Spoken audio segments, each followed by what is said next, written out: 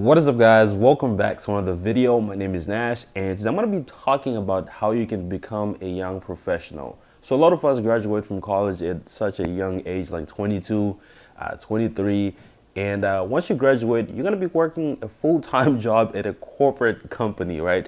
And sometimes you're working with people that are twice your age, 3 times your age, right? And there's certain expectations when you work for a corporate company. You have to be a professional.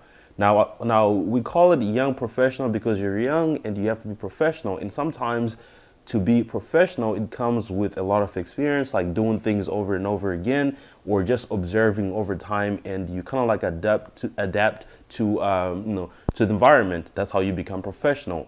But as a young professional, you don't have that time. You just graduated from college. You're used to not getting dressed up for work. Maybe you're not used to wearing a suit every day. You're not used to speak a certain way.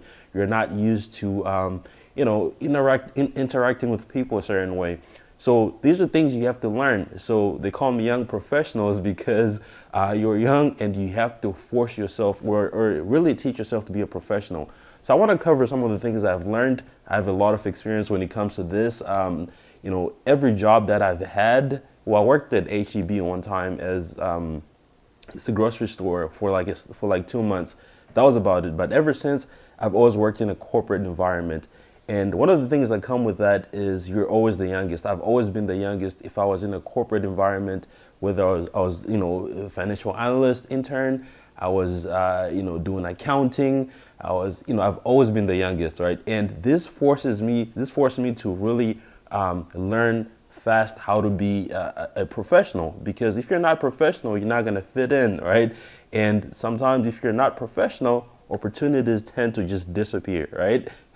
So I want to go over a couple of things here which I have learned over the years.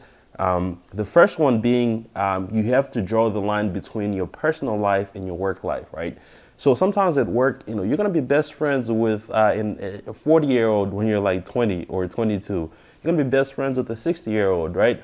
And sometimes you talk about things that may seem personal, but one of the things you always want to do is draw the line, know when to stop. Don't talk about, how you went to the club last night, how just try to avoid speaking about your personal life, because once you bring in your personal life, it starts to affect how people look at you. It starts to affect, maybe you are a supervisor or you're a manager, if your personal life is a mess and you come to work and you tell people what to do and they kind of like know your personal life, they're going to judge you. It's just going to take away from your credibility, right? So you want to avoid sharing your personal life with work people. You might think y'all are friends, but you have to realize that you are competing with that person. Maybe, if there's a position open, a manager position, right? You're going to be competing with that person.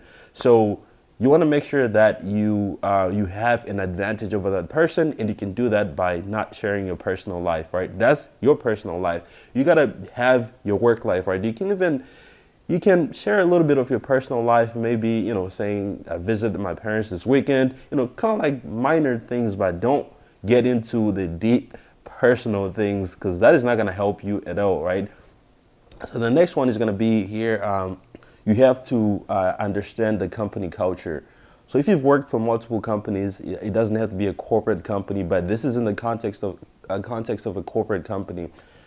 You know that there's different cultures, right? There's companies that are fast-paced. There are companies that are relaxed. Look at Google, right? It looks pretty relaxed. If you've seen videos and ads of, or reviews of employees that work at Google, you see that it is a relaxed environment.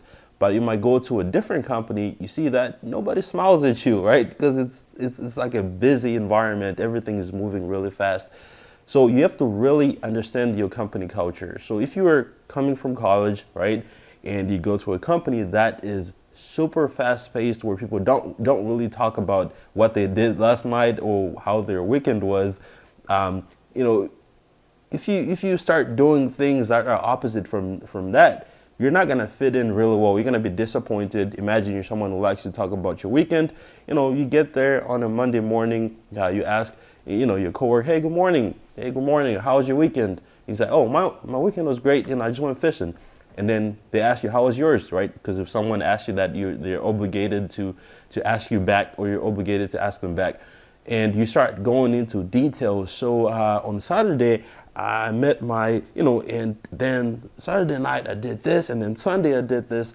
Now people are not going to like you because you're not with the company culture. So it's really important to understand company culture, because it's going to help you be, it's going to help you navigate. It's going to limit the amount of disappointments you get. It's going to limit the amount of stress you get, right? Imagine if you were at a really, really slow company, right? Like a company that's relaxed, right? It's a relaxed environment, but you're someone who likes to work in a high-paced environment, and you do everything like really fast. You're going to be bored, right? You're going to be bored. So you have to really adapt to the company culture. But once you have built your career, once you've had multiple jobs, you have a lot of experience, you start applying for jobs for companies that fit the company culture that you like, right? So when you graduate from college, you're not always going to go into the company culture that fits your personality, right? You're going to be thrown into something that you've never experienced before. And the best thing you can do is adapt to that company culture. Don't try to go against the grain. Just adapt to the company culture. It'll help you a lot. It'll also help you move up as well, because you have to play the game, right? If you're playing the game, you might as well play the game to win. Don't play to lose, right? The next one is going to be, one thing about the company culture as well, the dress code. It is part of the company culture, right? Some companies let you wear business casual, but some companies want you to wear a suit, business professional, every day. So if you're someone who doesn't like doing that and you don't do that, you're not with the company culture. You have to do, it includes dress code, right? If it's business if it's business casual, you don't want to be the person that's always in business professional, right? Because other people are going to feel obligated to do that. They're going to be like, why are you doing this? Do you want to look better? These are real things that actually happen. So try to follow the company culture. Now, the next one is going to be, you have to know when to ask for help, right? So asking for help is recommended. It's good.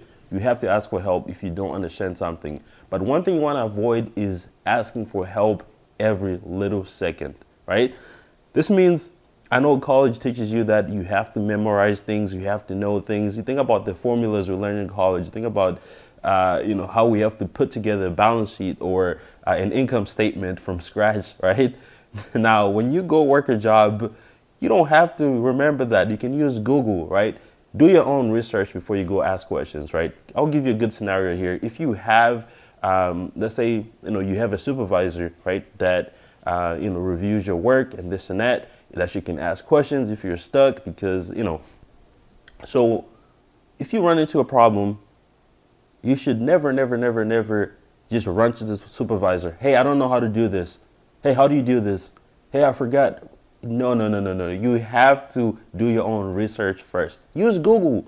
That's why I think a lot of people are scared to use Google at work, because I don't know. It's not. You have to.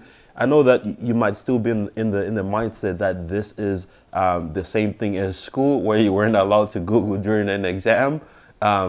But here you have to use your resources. That's how you become better. Now, like I said before, asking for help, there's nothing wrong with asking for help, but you have to know how to do it. And here's how you do it, right? Let's say I have a problem, right? I can't figure out how to use a pivot table, or how to, or what data to use, right? You know what I'm going to do?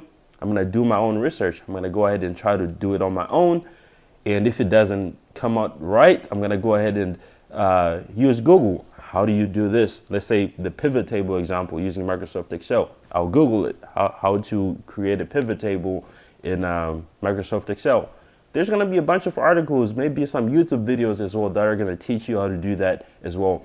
And when you do that, you're going to come up with your own solutions, right? And you're going to apply them, and you're going to be like, I think I did it, but it still doesn't look right. Now, this is when you go ask for help. You can go to the supervisor or maybe your coworker, and you say, hey, I need help with this, right? This is what I've done. This is what I researched. This is what I've done. This is the outcome I got, and I'm trying to get to this outcome, right? And that person is going to be more inclined to help you. because you actually applied your own knowledge to it, right? They're just not starting to help you from scratch. And it also helps them gauge your understanding of things. So if you're always asking things like, yeah, I don't know how to do this, even though you might know how to how to do half of it, how to, do most of it, but you just don't know how to finish it. When you go and say, I don't know how to do it, they're just going to say, you're dumb. Like you're not learning anything. So you have to really be someone who is willing to do your own research before you just go ask for help. Asking for help is fine. You have to ask for help if you don't know how to do something. The last thing you want to do is, be overconfident and do something the wrong way when you could have asked for help. But to ask for help, you have to apply your own knowledge first, apply your own research first before you do that. All right, so the next one is going to be,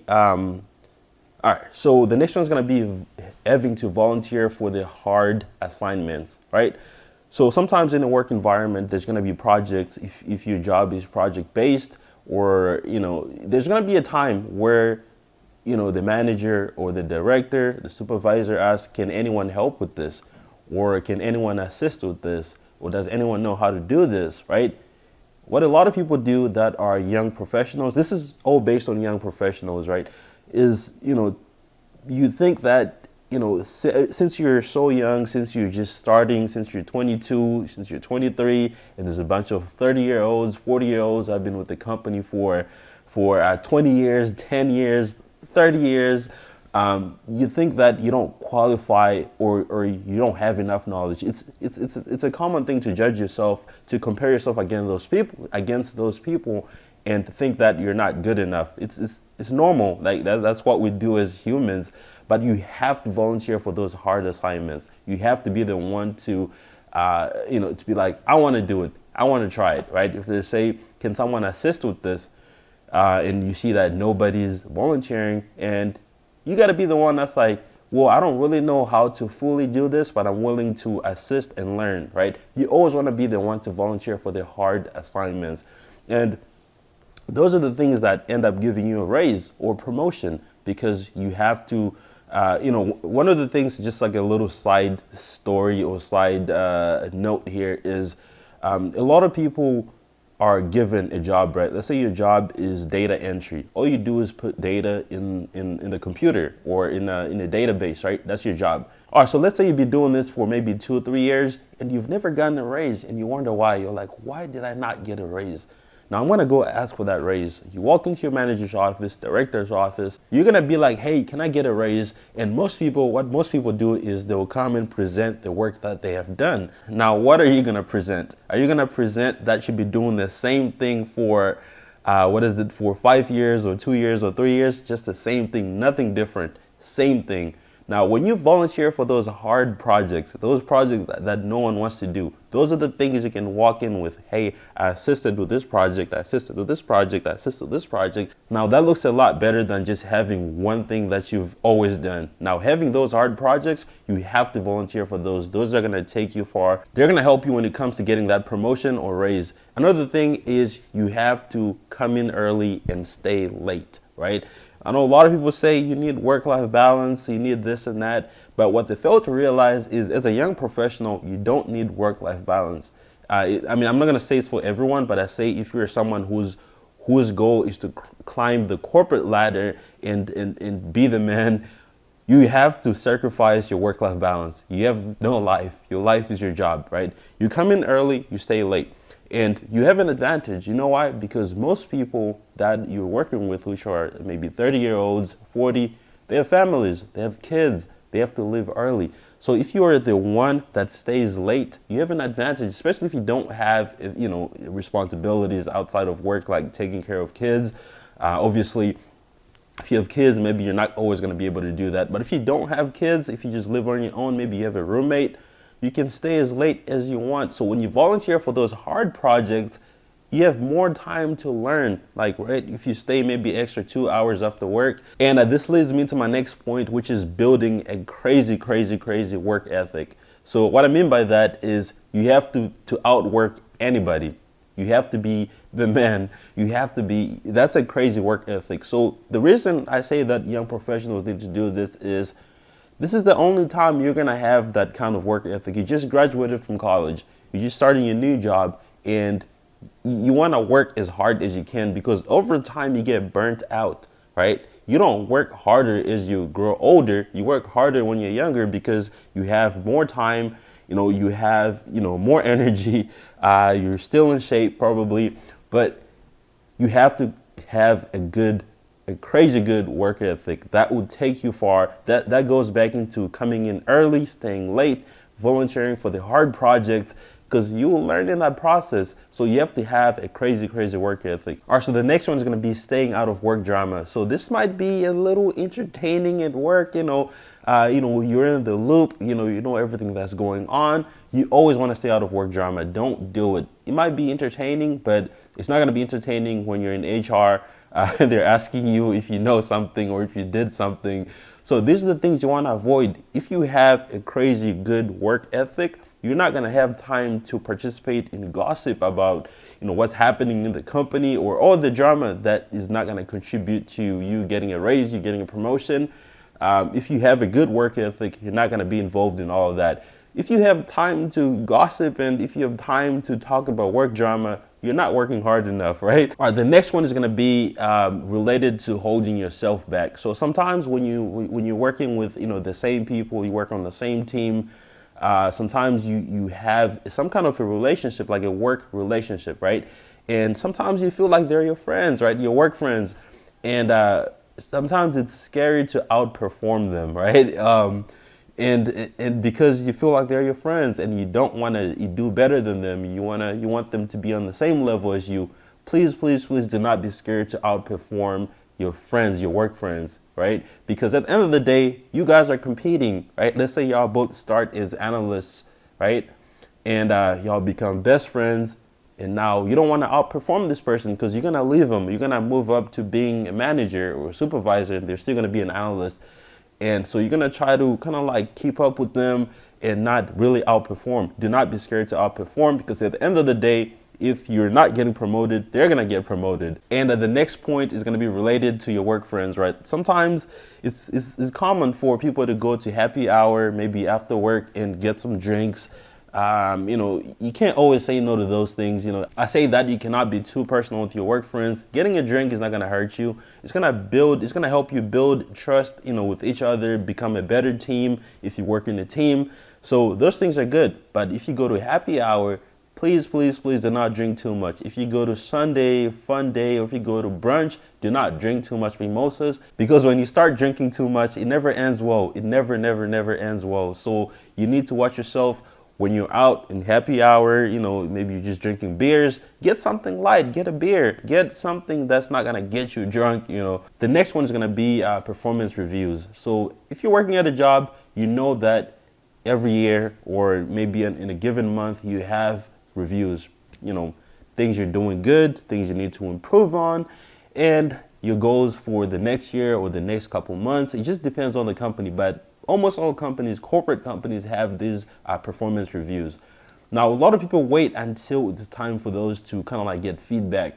One of the things that I've always done in order to become, better, in order to position myself in a position to win, is just go to your manager. If you have a supervisor that looks over your work, that you ask questions all the time, once in a while, maybe, every couple months, or your first, let's say you just started, after 3 months, just go to his office and be like, hey, what can I do to improve? Like, what can I be doing to improve or to become a better employee?